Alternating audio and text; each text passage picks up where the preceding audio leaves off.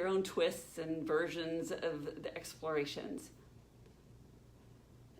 Knowing all of this is great, but we have to do something to make ourselves better. Feeling better is the key. So to start feeling better, you just change what you see and you do and you hear. This will change what you think about, I promise. Try it. Ever notice how you can shift your mood when you see something that you forgot about, that it reminds you of something that you forgot completely about? You can go from feeling great and having a good day to being dragged back down into those feelings of anxiety and despair. So let's change that. If you're being triggered by something, maybe it's something that you're hearing on the news or something that is you're come across on Facebook, or maybe it's a television show that you watched, try and minimize or eliminate your exposure to those things, right? I've started, in fact, I have started actually not watching things that are too violent or where people are too mean. That's something that's, I know for me, causes me too much stress. It causes me sometimes to have nightmares even. So that's a great place to start. So you can learn how to cope with these triggers when they happen at a different time. So what is a trigger event? It's anything that reminds you subtly or not so subtly of your past adverse experience. For me, it's happened in a variety of circumstances. So let's start by reducing the number of trigger events right now today. Today we're starting with your news feed. Let's start here for now. So once you stop those triggers, you'll find that you have time for other things. One of the things that I have done is I've started just skimming past idiots, or even not deciding not to follow them anymore. People who are saying racist things or saying violent things, or who are promoting ideas that are dangerous. So I just don't follow them anymore, so that I don't have to try to process through all of those emotional reactions that I have. So just let them go ahead and say their things that they want to say. So once you stop them, you really will find that you have time for other things. And the next time, you'll need to fill your time some other way. So let's start choosing things that you want to see in your newsfeed, right? That's your assignment for today. See if you can find something else to take off of your newsfeed. This is what you're being called to do for yourself. You are at your essence pure love, pure light, and are here to live the mission, the calling that only you are capable of giving forth to the world, to your loved ones, for yourself and for the world. Finding your path to your own wholeness and your core of joy and love that's residing inside of you is a job only you can do for yourself. Nobody else can do it for you. No guru, no partner, no lover, no child or other human being can be that for you or find all of that for you. And that, my brilliant friends, truly is the good news, because you are always there with you. And you will be there with you until and after your dying breath. So if you want to work more on this with me, I'd love to be there to guide you back to find out more about yourself and find out more about me at melodyburke.com. Discover all the ways that I have to interact with you, that find a way that works for you. So,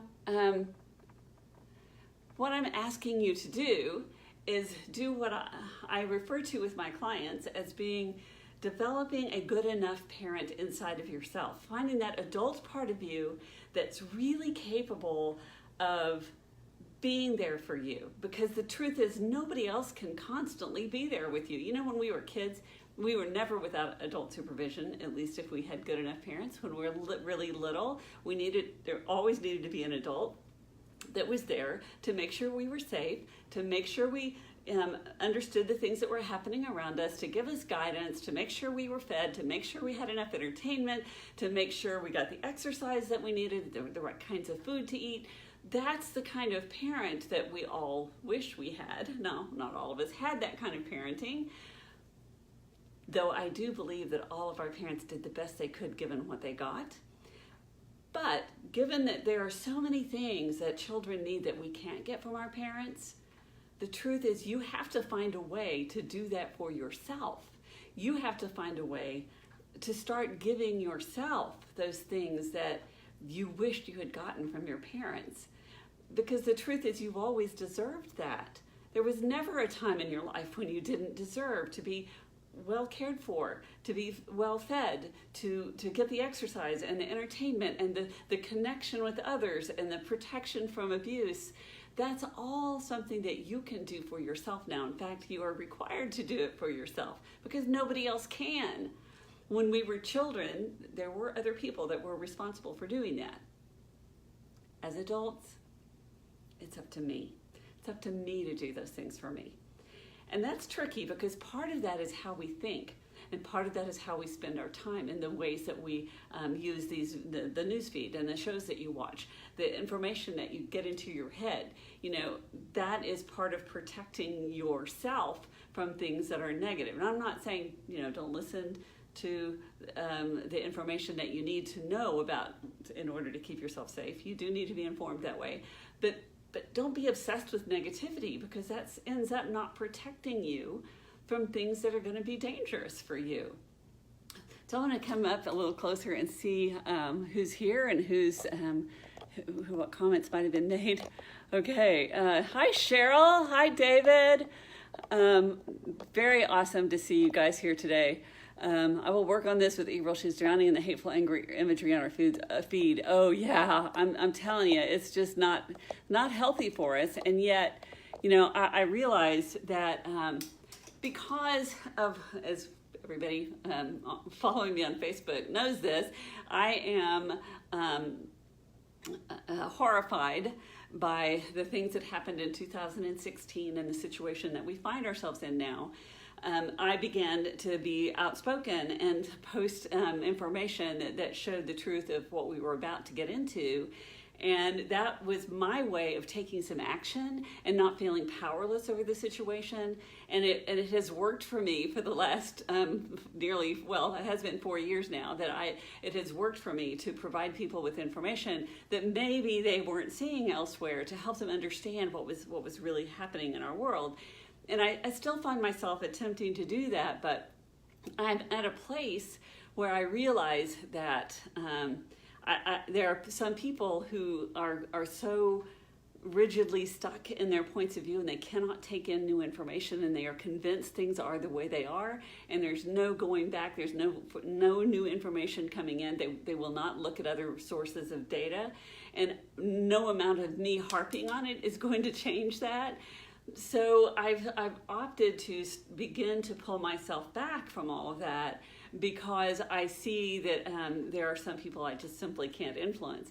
And I also am just going to not follow them on my feed anymore because I will choose not to infiltrate my brain with things that are just going to cause me more stress, right? I don't need that. Life is stressful enough. I mean, there's computer problems and there's all kinds of technical problems that we have, and there's just dealing with our day-to-day and getting bills paid and waiting for deliveries to come and trying to connect with people that I love that I can't see right now, and all of that stuff that makes life stressful enough on its own. So I don't need to add to my stress. So I'm doing my best right now to pull back from that and to recognize that I want to be aware of the things that are happening in the world, absolutely, and but continuing to feed myself and seeing these things that are just like all I see on Facebook right now is stuff about coronavirus and stuff about Black Lives Matters, which I'm in total support of, as you all know, but then the backlash from that and all the negativity that comes from that, and I just have realized that for me, it's not a good thing to continually feed myself with that. So I'm gonna take care of myself, and I'm gonna start stepping back from Facebook some, and I'm gonna start stepping back from some of the people on my page to help myself, because that is good self-parenting. And it's just like me not watching the television shows that are just, where people are just too mean or just too violent. It's not good for my spirit. I want to feed my spirit. I don't want to barrage my spirit with negativity and pain. That just doesn't work for me. And I don't know, maybe other people can tolerate that. Maybe people have better emotional boundaries than I do, but I can't hear that stuff and feel good about myself on a regular basis. So Lorraine says, sending you a hug, Melody. Thank you. Here's a hug back, Lorraine. Thank you for being here today. And then I would love to have any thoughts or questions that you guys have. I wonder, for you, for most of us right now, and I talk to a lot of people all day long about this situation that we're currently in, to where we are not feeling as if it's safe to go out and be around people that we love. You know, my children, I have one daughter that's in Berlin, and I have two that are in Colorado. They're a long ways away. And not only are they a long ways away, but even if they were close by, it wouldn't be safe for me to be close to them right now, because they're interacting more with the world. My grandchildren, anyway, they're going to daycare every other week. And, you know, I'm not sensing that it's an environment that would be good. And maybe even if I came from Texas, I might be bringing them something that wouldn't be good. So we're stuck with this reality. And the question is, how do we, when we're, you know, in our own house all the time now, some of us are in situations where not only are we stuck in the house, we're also stuck in the house trying to figure out how to make a living. And a lot of artist friends of mine are struggling right now. My sister and her husband, for example, are really struggling right now, because they're, you know, now that the CARES package, the additional unemployment has ended, that means reduced income, and I don't, you know, it's really hard to live on unemployment, and maybe you don't even qualify for your state's employment when you did for the federal unemployment. So it's a whole different world that we're in right now, and trying to figure out how to stay positive and to care for yourself, I think, becomes sort of this day-to-day thing. So maybe even moment by moment. So when you can, one of the things that I think I've mentioned before that I do for myself is I put on music and I just kind of dance. I go for walks every day when I can. Now that we're out of the sandstorm and the rains that have been coming, we're in a place where we can do that again. Going on walks, singing helps me. Some of you heard some of my songs that I've posted. But doing those things that add to you creatively, add to your spirit, take care of you. I eat right. I make sure that I don't eat too much, that I eat the good things there are to eat, and I stay connected as best I can with my children and my grandchildren and my friends, and we stay so that those connections stay alive, even though we can't be physically in the same space. So if you're wondering how to cope, these are some of the things that I suggest that you do. First off, recognize that as bad as it can feel inside, you can really set a negative scenario in your head if all you focus on is all those negative reports. And I'm not saying they're not real, but it's very painful to just continually throw those numbers at yourself, to continually read them and worry about it, and worry about what's going to happen if you do get infected, what happens if a family member gets... I had a friend of mine, a lovely friend of mine, just this morning post about how she was feeling a lot of anxiety about the idea that somebody in her family could get COVID. And I understand that, because it's so unknown what can happen, but yet obsessing about something we can't control isn't good self-care, right? We can't control what's going to happen. I can't control the fact that my daughter has her kids in daycare every other week. I understand she needs to do that, you know, but I also can't obsess about what's going to happen, because if what happens, I have no control over it. The reason that we have fear is to let us know, okay, there's a danger here, pay attention, do something about it. Well, once you have that awareness that there's something to be afraid of, and you have the awareness, it's no longer required that you stay in the fear. The fear is just a sign to your conscious mind to tell you, do what there is to do. Well, there are some things that there's nothing you can do about. There's nothing I can do about whether or not my children stay safe. I can encourage them to do that. I can encourage them to do the things I think they should do, but they have their own minds and their own choices. And I have long since learned that you can't control what your children are going to do. You can't control what anyone is going to do. But I can provide them with information, and that's all I can do. And that's all I can do for you guys. It's what I'm attempting to do for you right now today. Let me see what else is being said here. Lorraine, I'm getting burned out from too much computer work, acting classes, etc. It's stressful, and yes, I go for walks. Yeah, I know what you're saying, Lorraine, because obviously I spend all day on a computer. To me, that's not stressful so much, I guess, because I feel like I'm doing something, I'm actually contributing, and it makes a difference for me.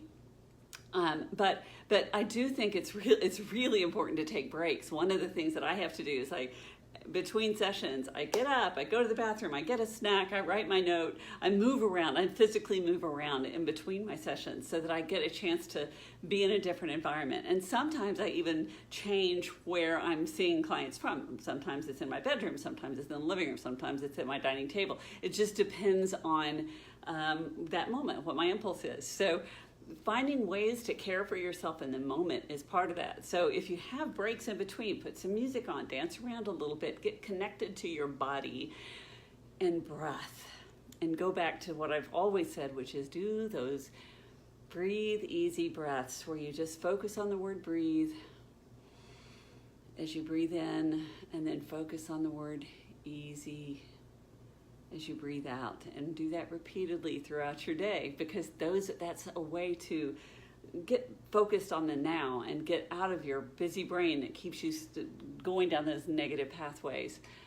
Got another comment here. Lorraine says, walk out to the mailbox. Hello, sunshine. That's right. The sunshine and getting vitamin D, by the way, is one of the things that supposedly helps you with coronavirus. If you were to get it, helps maybe keep you from getting it. So get yourself out and get some vitamin D. Get outside, get in the sun. Being around green things, we happen to know now, is something that human beings are required to have in their life and in their environment. So get around some green things, get around trees, go for a walk outside where there's trees and green things if you can. If not, see if you can't find a nature scene that you can watch on YouTube. That might even help. But find ways that help you take care of you. You know, those things, a lot of things that I used to do to take care of me, like going out to live music, going and getting massages, getting my hair done, getting my nails done, those are not things that are even options right now, right? So we're having to be really creative. I'm personally having to be really creative about those things that I do to care for myself. But I know that I have to do that. Being aware of keeping my environment beautiful is part of what helps me also, right?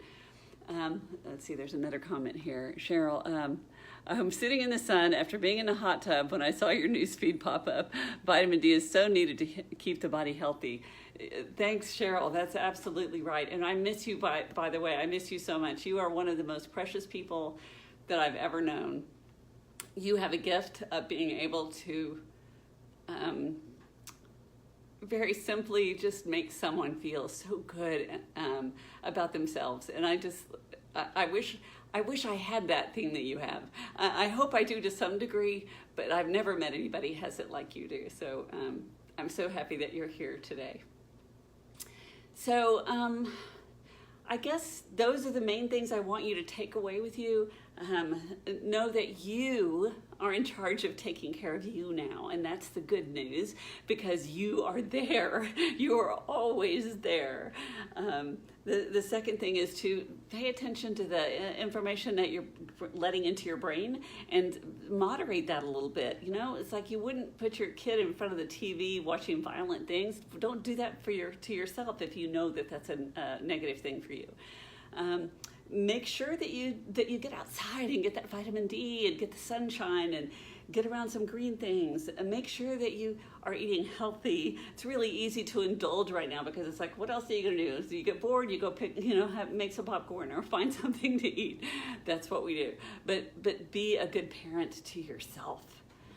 There's another message here I wanted to read. Cheryl says, I miss you too, and now you're making me cry. Yeah, you're such a beautiful spirit. I love you so much, Cheryl, and I miss you. So